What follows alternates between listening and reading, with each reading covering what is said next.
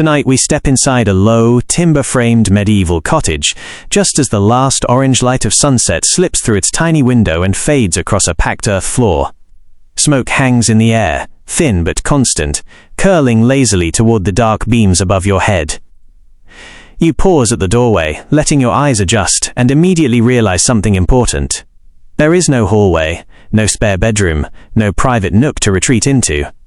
Just one room, one fire, one family. And you, somehow, right in the middle of it, without insulation, memory foam mattresses, or even basic privacy. You probably won't survive this. But don't panic. That's what the straw mattress is for, probably. So before you get comfortable, take a moment to like the video and subscribe, but only if you genuinely enjoy what I do here. And while you're settling in, comment below with your location and the local time where you are right now. It's always fascinating to see where in the world you're listening from as we gather around this medieval hearth together. Now dim the lights, maybe turn on a fan for that soft background hum, and let's ease into tonight's journey together. You step fully inside. The door closes behind you with a wooden thud, and the outside world disappears. The entire house is smaller than your modern living room. The walls are made of wattle and daub, woven wooden strips packed with a mixture of mud, straw, and sometimes animal dung for strength. It's practical. It's sturdy enough. It's not winning any architectural awards.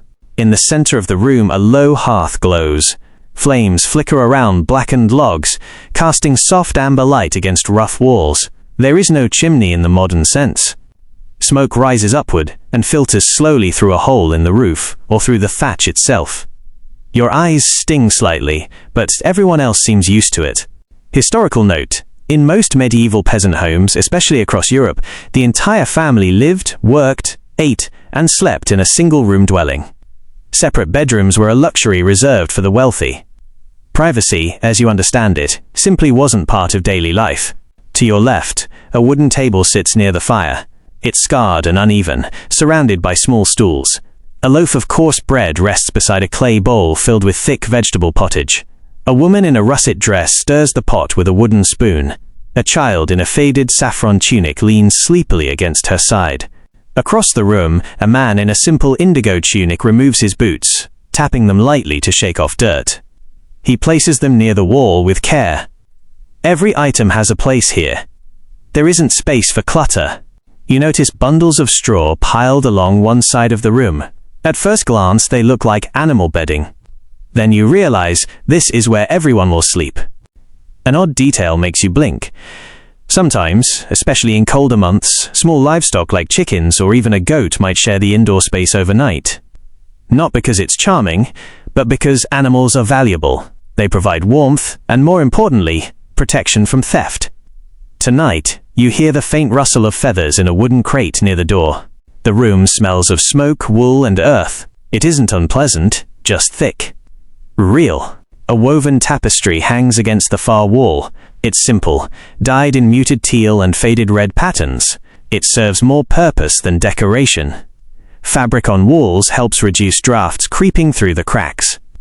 Stone houses are colder still, but even here, the wind finds its way in. You lower yourself onto a stool near the hearth. Heat brushes your face. The family begins eating, dipping bread into the shared bowl. There are no individual plates. No forks. Just hands and a wooden spoon passed between them. Conversation is quiet. Practical? Tomorrow's chores are mentioned. Weather is discussed. The man glances toward the door as the wind rattles it slightly. Scholars still argue whether medieval peasants viewed this closeness as comforting community, or simply unavoidable necessity. Sitting here, shoulder to shoulder, you can feel both possibilities. There's warmth in togetherness, but also nowhere to be alone. A small child yawns dramatically, head tipping backward. The woman smiles faintly and brushes hair from the child's face. No one disappears to a separate nursery. When the youngest sleeps, everyone adjusts around them. The fire pops suddenly, sending a brief spark upward. Instinctively, the man reaches for a short iron poker resting beside the hearth and nudges the logs closer together. Firewood must last the night. Collecting it takes time and effort, and winter is never far from anyone's thoughts. You glance at the ceiling beams, darkened from years of smoke. Soot clings like a permanent shadow. During long winters, the inside of such homes could become heavily blackened. It's a slow transformation, wood-absorbing memory. As the meal ends, the table is cleared quickly. The clay bowl is rinsed with a small splash of water from a wooden bucket. Nothing is wasted. The straw bundles are spread wider now. A thin wool blanket is unrolled. It's coarse, but thick enough to trap body heat. You realize something subtle. Warmth here comes less from fire and more from shared bodies. Sleeping close is not optional. It's survival.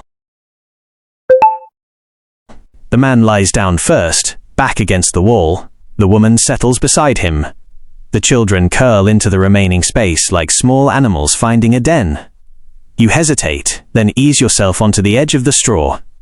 It crackles softly beneath you. There is no candle burning brightly. Tallow candles are expensive and often saved. The hearth provides enough glow to outline shapes in amber and shadow. Outside, the wind presses against the walls. Inside, breathing begins to slow. You shift slightly, aware of elbows, shoulders, the simple reality of human proximity. There is no locked door between you and anyone else. No headphones. No scrolling. Just warmth, smoke, and shared existence. The fire dims gradually, embers glowing red beneath grey ash. The cottage grows quieter, though not silent. Someone coughs softly.